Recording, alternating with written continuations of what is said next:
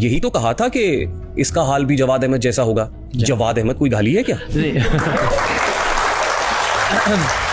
तो अब ज़ाहिर अल्फाज को कोशिश करेंगे कि यार थोड़ा बहुत जो इज्जत रह गई, जो भरम रह गया, उसको बचाने की कोशिश करें।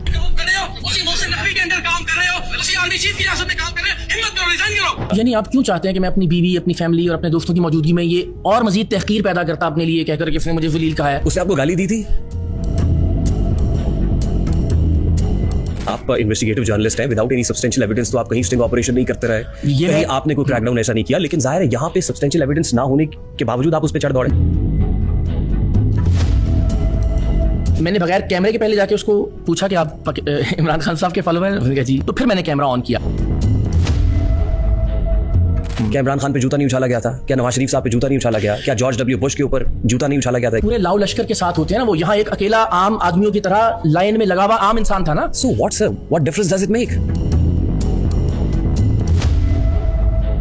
मैं इसलिए कह रहा हूं कि आप तो डेवलप्ड कंट्रीज की मिसालें देते हैं, ये काम आप यूके में कर सकते थे।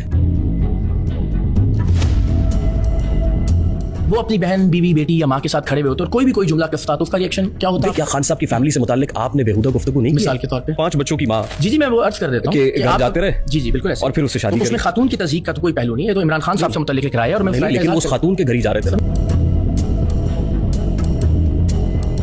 यानी आप नहीं जानते कि इमरान खान साहब का बुशा बीबी साहिबा के घर पे आना जाना था? इन्वेस्टिगेटिव जर्नलिस्ट ऐसी बात कर रहा है जिसका एविडेंस ही कोई नहीं। आज एक एफआईए एहलकार ने एयरपोर्ट पे आपकी फैमिली के सामने एक स्टेटमेंट दिया, आपको बुरा लगा? आप किसी की फैमिली से मुताल्लिक इस तरह की गुफ्तगू कर रहे हैं, वो जस्टिफाइड है।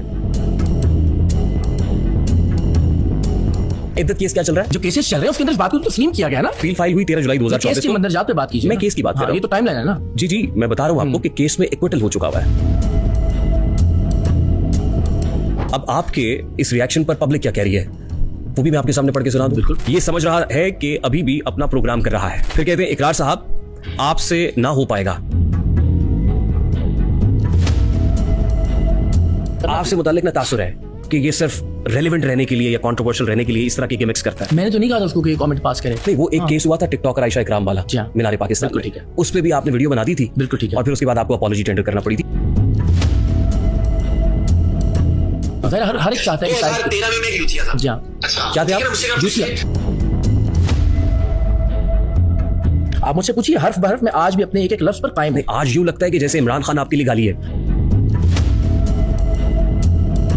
लोगों के दिलों में घर करे, लोगों को गले से लगाए। उसमें मशीन नहीं हुई, मैंने स्विच ऑफ कर दिया और स्विच ऑन कर दिया। अच्छा, अब मुझे ये बताएं ना इकरारुल हसन साहब कि आप क्या ऐसा अनोखा कर रहा है जो आज से पहले पाकिस्तान में नहीं हुआ?